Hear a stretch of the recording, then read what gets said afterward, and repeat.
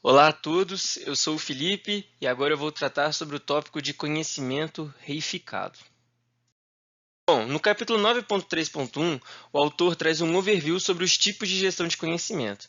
Ele denomina dois tipos de gestão de conhecimento, o conhecimento tácito e o conhecimento reificado. O conhecimento tácito é basicamente um conjunto de iniciativas relacionadas ao processo de formação e capacitação dos profissionais, assim como o compartilhamento de conhecimento entre eles.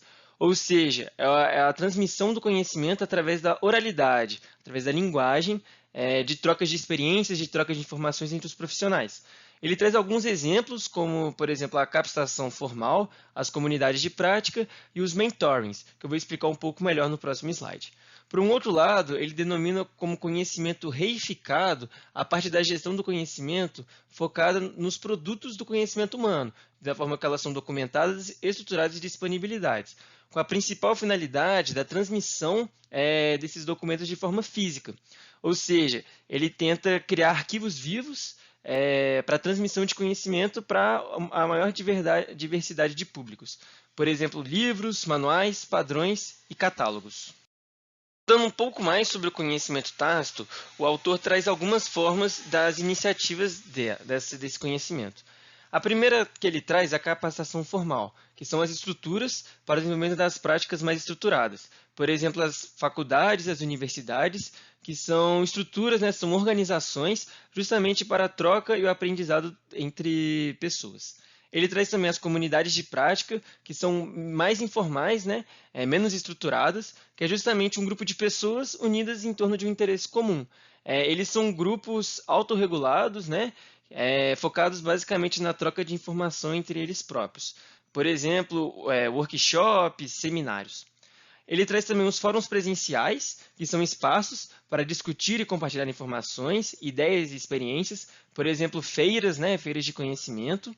Ele traz também as narrativas, que são relatos retrospectivos de pessoas envolvidas em eventos significativos, como, por exemplo, entrevistas, palestras, justamente uma forma de você transmitir a experiência, né, de um profissional para outro.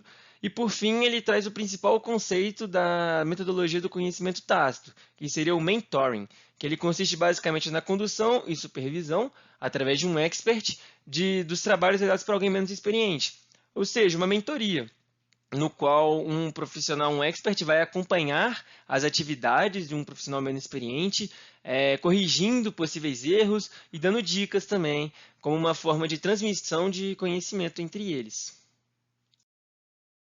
Seguindo nesse capítulo, ele traz uma problemática, no qual a grande parte das metodologias do conhecimento tácito, da gestão de conhecimento, tenta basicamente capturar o conhecimento tácito das pessoas.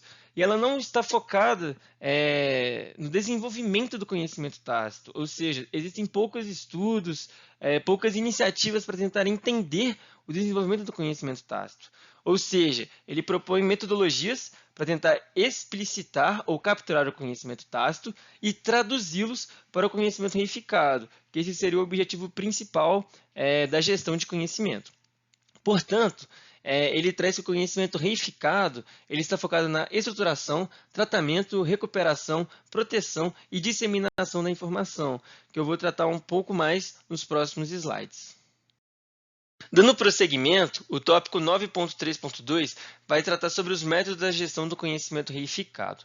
Bom, após a definição do que seria o conhecimento reificado, que é basicamente a forma como os conhecimentos humanos são documentados, arquivados, processados, né, em arquivos vivos, arquivos físicos, surgiu um novo paradigma das grandes empresas, no qual elas teriam que definir como seriam os seus processos para a execução das suas tarefas. Esse paradigma surgiu principalmente em função dos desenvolvimentos das novas tecnologias, que trouxeram grandes bancos de dados com informações mais automatizadas e a necessidade de tomada de decisões mais rápidas.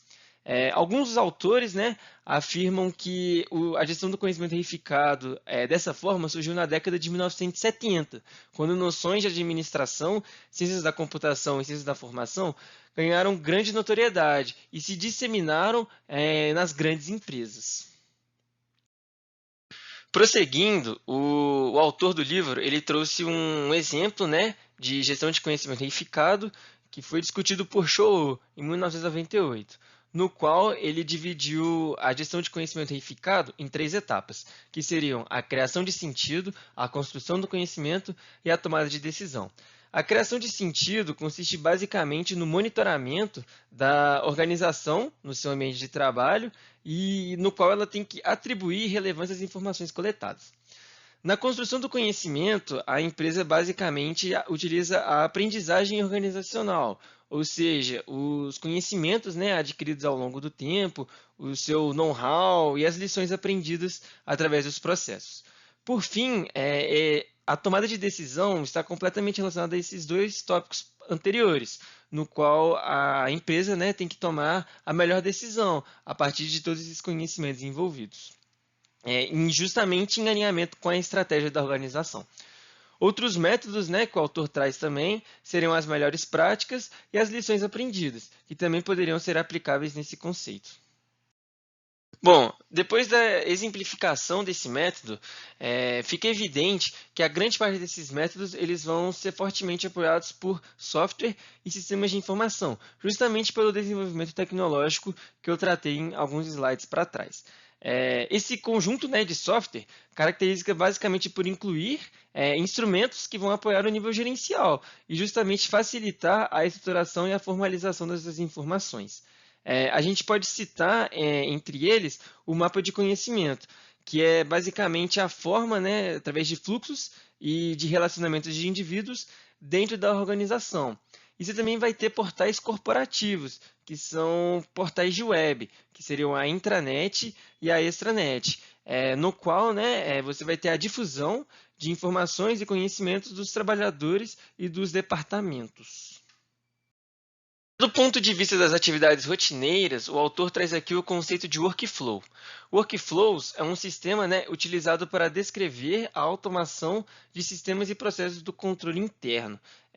Por exemplo, você vai ter controle de documentos, de revisões, estatísticas de desempenho dos funcionários, justamente isso daí para gerar informações, né, sobre as atividades rotineiras.